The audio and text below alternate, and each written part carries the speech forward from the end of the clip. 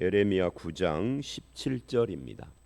오늘 이 본문은 하나님의 심판을 받을 생각을 할 때 어떻게 살아야 하는가 하는 것을 다루고 있는 그런 본문입니다.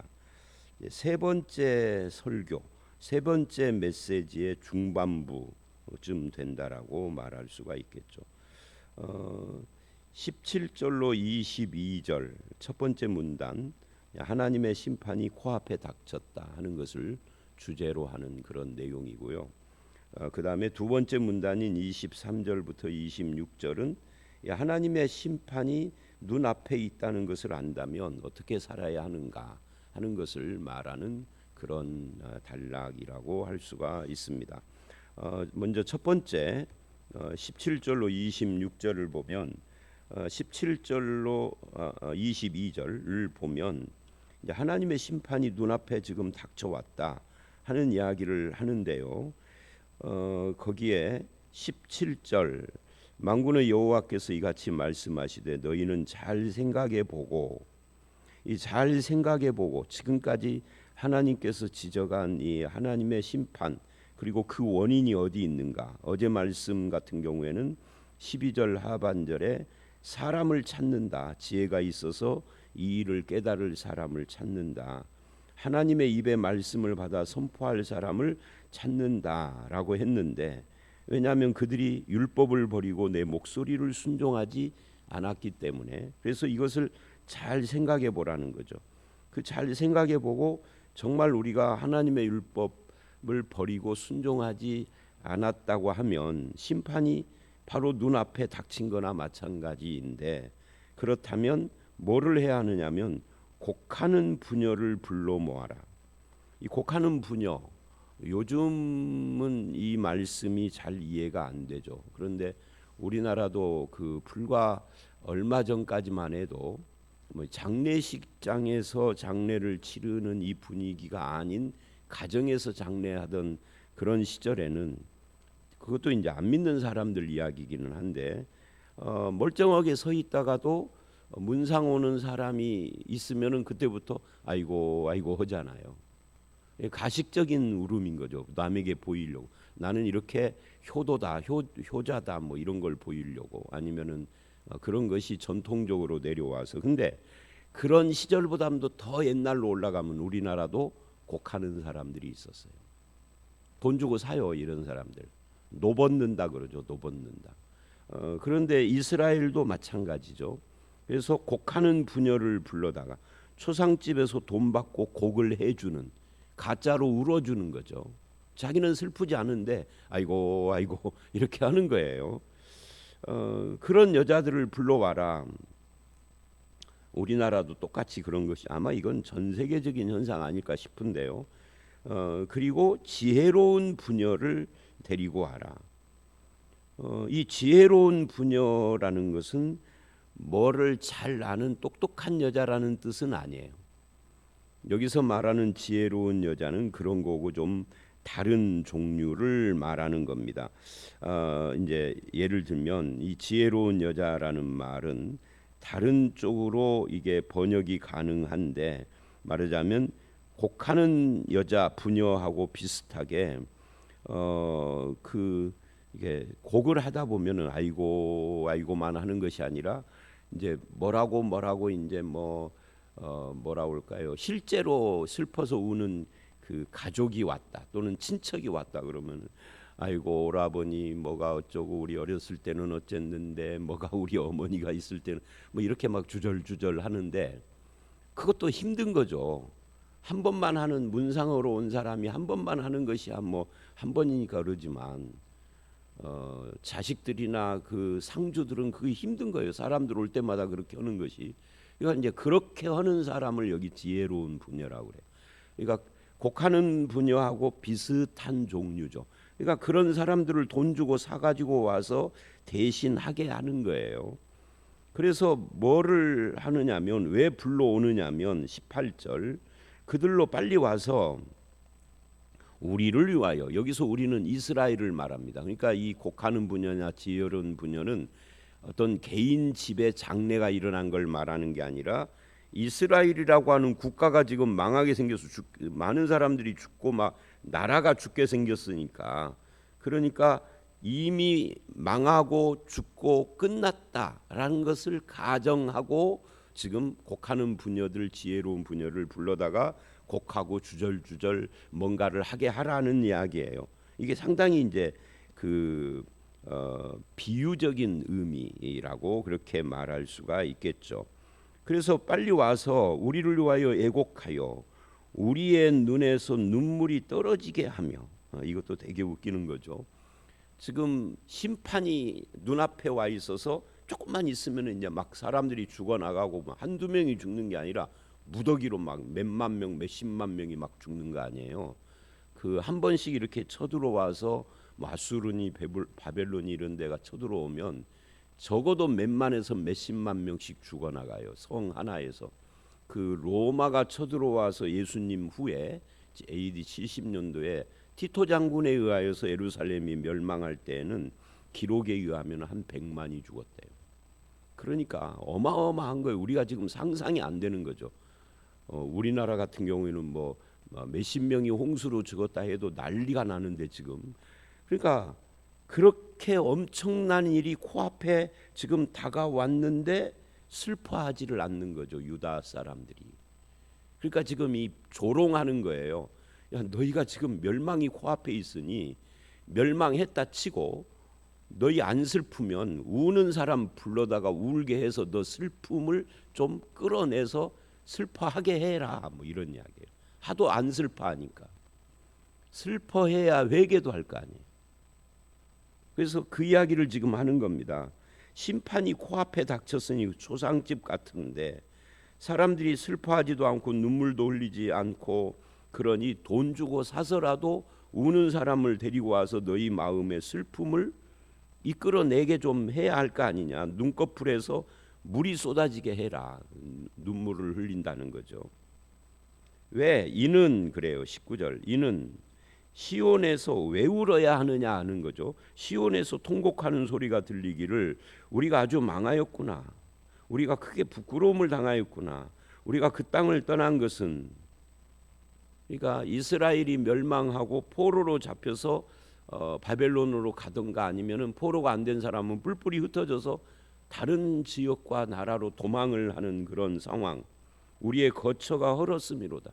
이런 슬프고 애통한 상황이 바로 코앞에 닥쳤는데 울 줄 모르고 부끄러워할 줄 모르고, 그러니 지금 하나님께서 에레미야를 통하여서 대신 울어줄 사람을 구해라 이러는 거예요.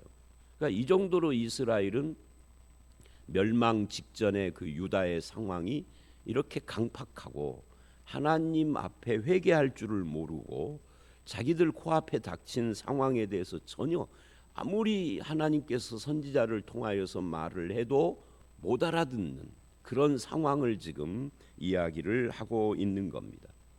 그러니까 설교를 하거나 성경을 가르치는 목사 입장에서도 보면은 성도들이 하나님의 말씀을 전혀 못 알아듣는 사람들도 있더라고요.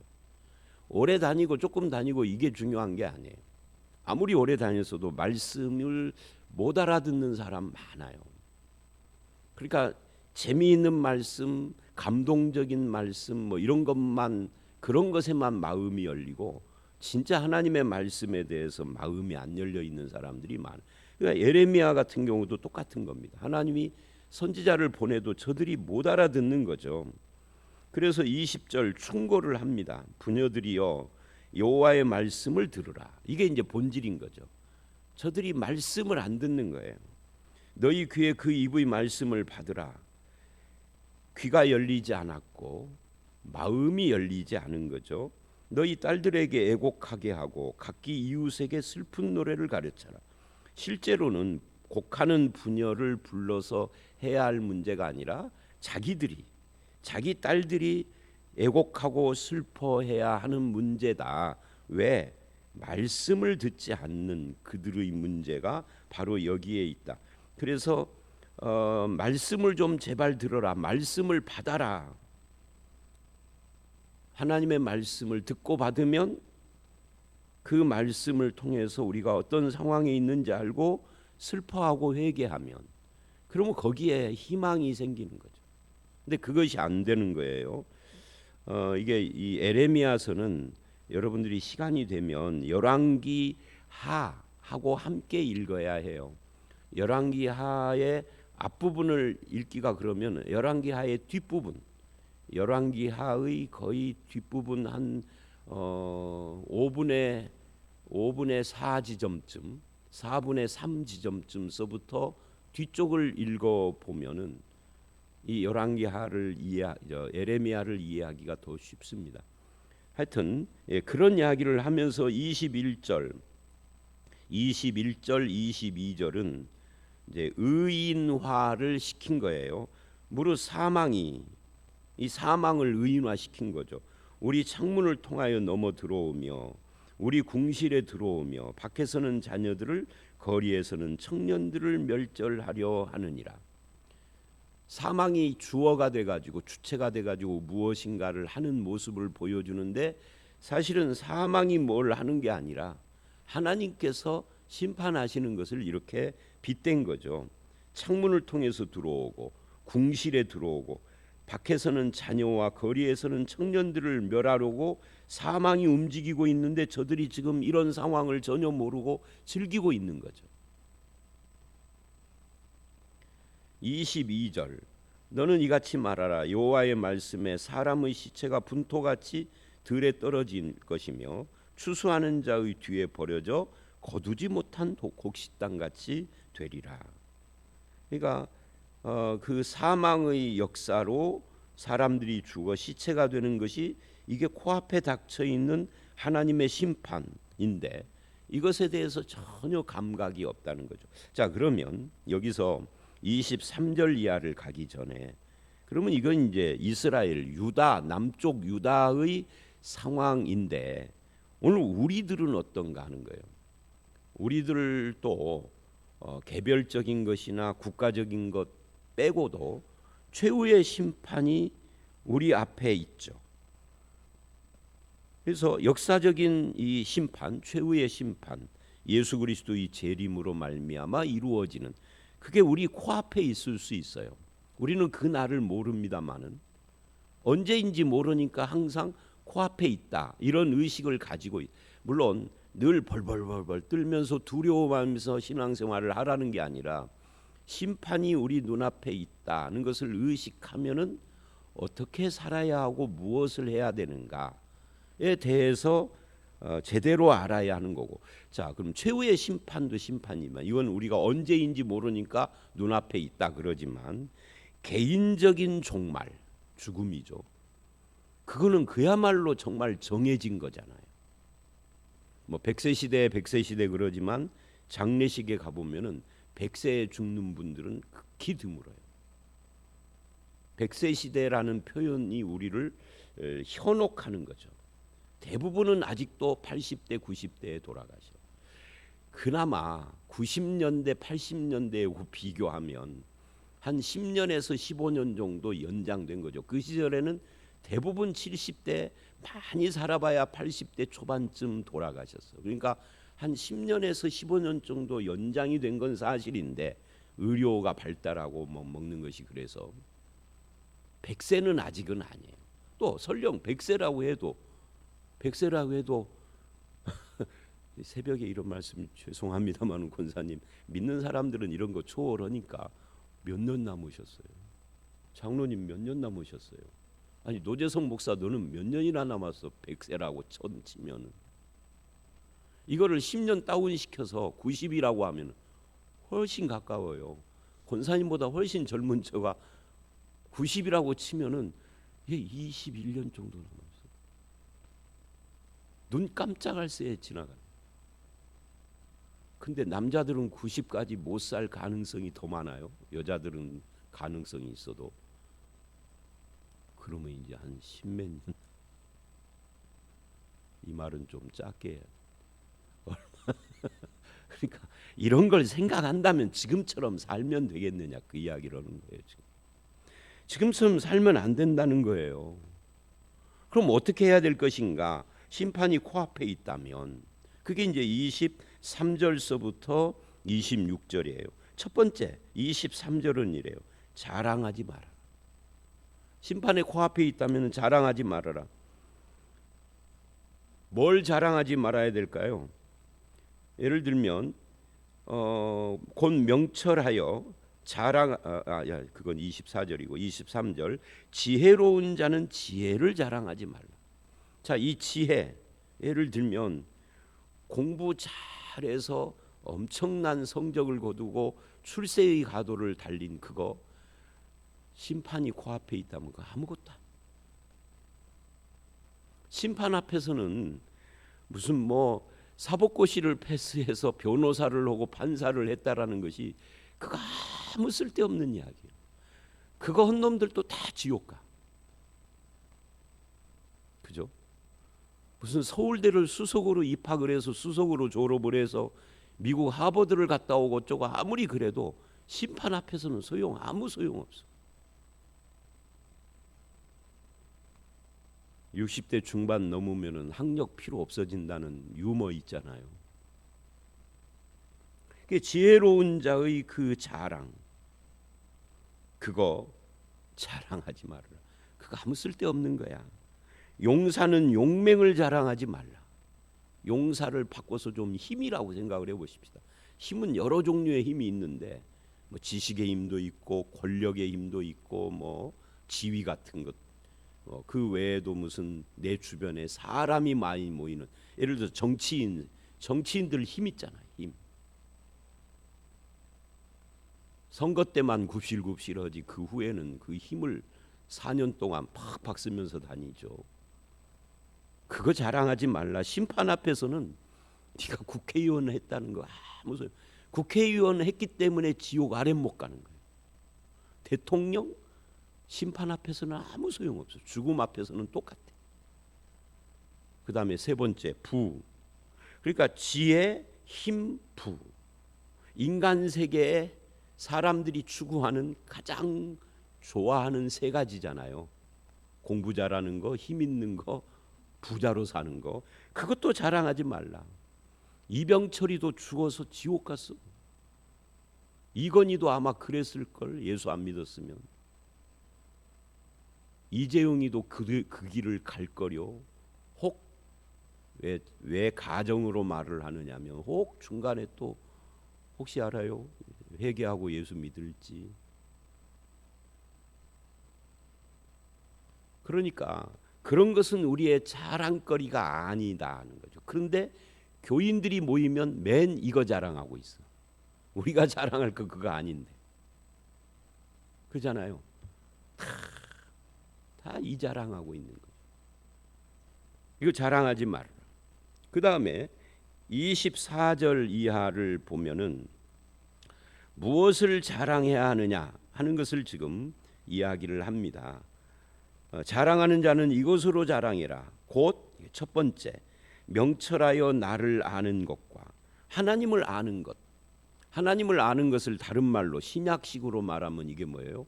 안다라는 그 지식이 아니라 관계를 말한다라는 건 제가 너무 많이 설명을 해서 입이 아파서 더 이상 설명 않겠습니다. 그러니까 하나님을 안다, 즉 하나님과의 관계가 있다는 거예요. 이 하나님과 관계가 있다 이 말을 다른 말로 표현하면 이게 구원이고 영생이에요. 내가 받은 구원의 은혜를 감사하고 자랑하는 거죠. 나 같은 자를 구원하신 하나님하고, 그 다음에 참된 명철을 참된 지혜죠. 이 명철이라는 것이 참된 지혜가 무엇인지 그것을 내가 깨달았다라는 건 하나님의 은혜가 아니고는 불가능한 건데, 그걸 통하여서 하나님과의 관계를 맺고 또 하나님이 어떤 분인가를 아는 것. 여호와는 어떤 분이에요? 사랑이시고 인애예요. 옛날 번역에는 인애. 그리고 정의와 공의를 땅에 행하는 자인 줄 깨닫는 것, 이걸 자랑하라. 정의와 공의. 하나님의 백성들 사이에 올바른 하나님의 통치가 시행되고 있는데 그 원칙이 원리가 하나님인 거죠. 하나님의 공의와 정의가 우리들 가운데서 시행되는 거예요. 근데 이스라엘은 그것이 안 돼서 지금 심판을 앞에 두고 있는 거죠. 몇 년 동안 제가 계속 이야기했던 것처럼 1000년 동안, 이 1000년 동안을 참으시다가 이 정의와 공의가 땅에 시행되지 않아서 엔샬롬, 샬롬, 평화가 없는 그런 이스라엘의 불의를 심판 이제 바벨론을 통해서 하겠다 하는 이야기를 하면서 하나님은 그런데 정의와 공의를 땅에 행하는 자이다. 근데 너희들이 불순종해서 그게 이루어지지 않으니 심판받는 거죠. 그래서 하나님을 아는 이 관계, 구원과 명철, 하나님이 주신 명철로 하나님이 사랑이신 것을 알고 공의와 정의를 시행하시는 분인 것을 아는 것을 자랑하라. 이렇게 지금 말하고 있어요. 25절, 26절, 24절 끝에 나는 이 일을 기뻐하노라 한 다음에 25절, 보라 날이 이르면 할례 받은 자와 할례 받지 못한 자를 내가 다 벌하리니. 여기서 할례 받은 자는 누구예요? 이스라엘이죠. 근데 저들은 할례라고 하는 종교 의식, 외적인 의식을 자랑해요. 우리는 할례 받은 사람이다 라고. 지금도 유대인들은 자기들은 할례 받은 사람이니까 이방인 할례가 없는 자들과 다르다라고 지금도 그런데요. 근데 하나님은 할례 받은 자와 할례 받지 못한 자를 다 똑같다 그러는 거예요. 하나님의 심판에서 면제가 안 된다. 할례 받았어도. 왜? 그 할례가 뭐 때문에? 할례가 형식화돼서. 그걸 이제 26절이 설명하는 거예요. 여기서 할례 받지 못한 자는 이방인을 말하고 할례 받은 자는 유대인을 말하는 겁니다. 다 이방인 유대인 너희들끼리는 구분해도 하나님 보시기에는 똑같다. 자, 이걸 신약으로 대입을 하면 세례 받은 기독교인, 세례 안 받은 교회 밖의 사람 하나님 보시기에 똑같다. 왜? 교회 안에서도 하나님 안 믿고 교회 밖에서도 하나님 안 믿으니 똑같다는 얘기예요. 세례 받고 교회를 다니면 하나님의 말씀에 순종함, 열매를 맺는 삶이 있어야 되는데 없다는 거죠. 회개의 열매가 안 보이고 믿음의 우리 야고보서 요즘 보고 있는 것처럼 믿음의 행함, 믿음이 진실하게 실제로 드러나는 것이 전혀 없다는 거죠. 그러니 세례를 받았으나 안 받았으나 똑같이 심판받는다. 그러면서 26절에 뭐라고 하느냐면 이렇게 이야기를 해요. 곧 그들이 누구냐 하면은 애굽과 유다와 에돔과 암몬 자손과 모압과 및 광야에 살면서, 그러니까 여기에 유다는 하나님의 백성이고 나머지 애굽, 에돔, 암몬, 모압 이거는 하나님의 백성들이 아닌 거죠. 이방인들인 거죠. 그런데 동일하게 취급을 하면서 뭐라고 하느냐면 살적을 깎은 자들에게라 그래요.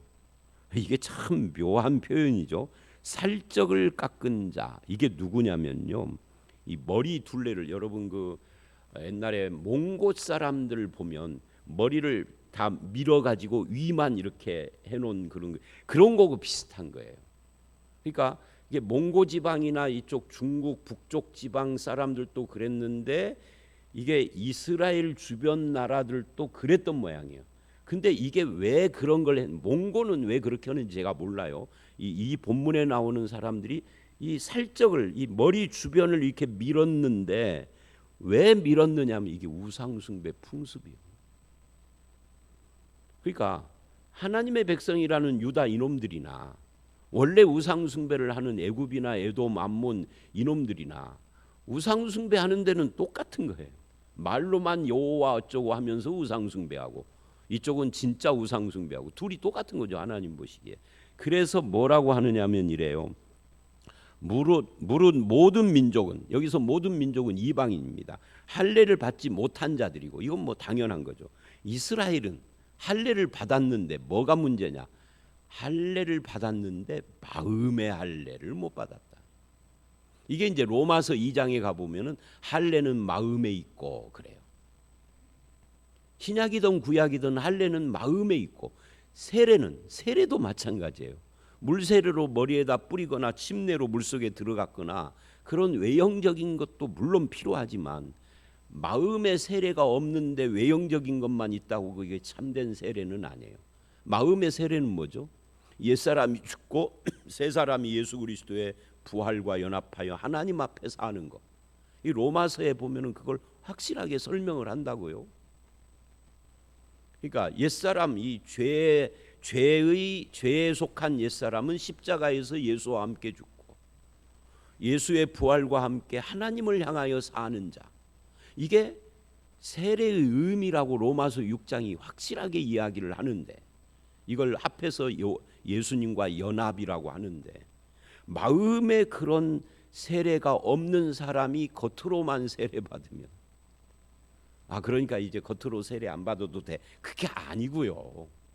그게 아니고 물 세례 받아야 하는데 그 물 세례에 마음도 함께 예수와 함께 죽고 하나님에 대하여 부활하신 예수와 함께 삶이 마음속에 믿음으로 있어야 그 세례가 진짜 귀한 세례인데, 이 이스라엘은 마음의 할례 없이 외적인 몸의 세례만 있고 끝났다는 거예요. 우리도 그럴 위험이 있는 거죠. 마음의 변화가 중요해요.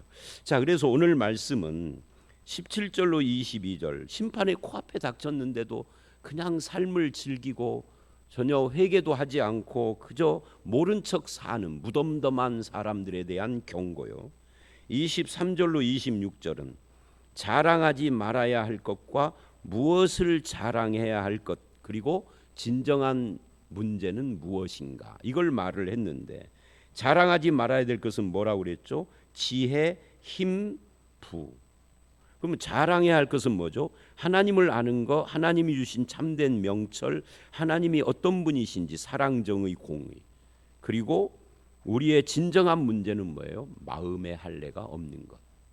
신약에는 할례가 아니라 마음의 세례, 이것이 진정한 문제다, 이렇게 이야기를 했습니다. 저와 여러분이 특별히 자랑하지 말아야 될 것을 자랑하지 않고 참으로 자랑해야 할 하나님과의 관계에 대하여서 붙들고 마음의 세례를 가지고 하나님을 알고 하나님의 사랑, 정의, 공의를 나에게 주신 것을 나도 실천하며 살아가는 그런 성도들이 되시기를 주의 이름으로 축원합니다. 함께 기도하겠습니다. 하나님 아버지, 그렇습니다. 저희들이 하나님의 심판이, 역사적 심판, 최후의 심판이 어느 날인지는 모르지만 모르기 때문에 늘 깨어 있으라고 성경이 말씀하시는 것을 망각할 때가 많습니다. 개인적으로 우리 개인의 종말도 그리 멀지 않은데도 회개할 줄도, 회개에 합당한 열매를 맺지도 않고 참된 믿음으로 살지 못하는 저희들을 용서하시고 오늘 이후로 참된 믿음으로 살아가기를 힘쓰는 저희들이 되게 해 주시옵소서. 자랑하지 말아야 될 것을 자랑하며 지혜와 힘과 부를 쫓는 우리의 모습을 아버지 하나님 내려놓고 하나님을 자랑하고 하나님과의 관계에서 구원받으며 하나님의 사랑과 정의와 공의가 우리에게 주어져 있음을 자랑하며 마음의 할례를 받고 진정한 마음으로 참 믿음으로 주님 앞에 살아가는 저희들이 되게 해 주시옵소서. 오늘 이 하루도 참 하나님과 바른 관계 속에서 그 하나님을 기뻐하는 삶을 살기를 원하옵고 예수님 이름으로 기도드려 싸움나이다. 아멘.